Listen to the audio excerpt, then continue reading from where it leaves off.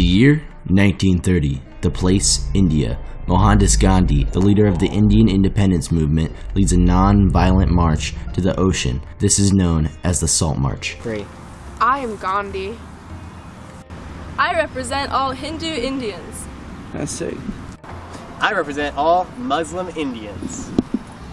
I'm the police officer. British officials introduce a high taxation on salt production and deem it illegal for India's population to create their own salt supply naturally. This sparks a non-violent civil disobedience movement led by Mohandas Gandhi. No tax, no tax, no tax, no tax, no tax, no tax. There is no need for violence, only peace. Why should we have a tax on salt? It's unjust. Yeah, we should make our own salt. And so they did. The movement walked a total of 240 miles to the Arabian Sea, and they produced their very own salt. To the salt works! Yeah, we're gonna shut them down for good. That'll show the government. No tax on salt! No tax on salt! Oh no! In the arms of the angel, fly away from here, from... This is truly sickening. The world must know about this terrible story. No one is defending themselves. Why do these protesters keep marching peacefully on the face of such brutality? Finally, because of the journalists, the world began to support Gandhi's peaceful protest movement. In 1935, British Parliament passed the Government of India Act, which provided self-government without total independence of the Indian people. However, after World War II, Britain had to deal with its own massive debt and no longer wanted to spend money on India. They were faced with a decision. Who would they give India to? Indian Muslims or Indian Hindus? We refuse to be ruled by you Hindus. We make up the majority of India's population. It makes sense that we should rule over this country. But this is our country too. This is not how it should be. We should be able to share the country. Too bad, because that's how it's going to be. Well, fine then.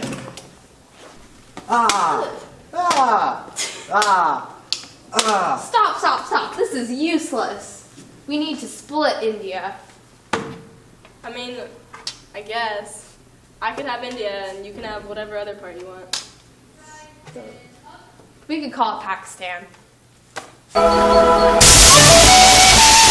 However, this seemingly simple solution had problems of its own. Now that India was broken into two parts, India and Pakistan, Muslims had to move from Pakistan to India, and Hindus had to move from India to Pakistan. While Muslims and Hindus were moving to their new states, over 1 million civilians were killed by those of the opposite religion. Please, you need to treat the Muslims fairly. No. But this is pointless. We were trying to avoid this with all the demonstrations. This is pointless. The Muslims are our enemies now. The time for working together is past. We must treat them like enemies. Stop, Gandhi! Bang! Ah!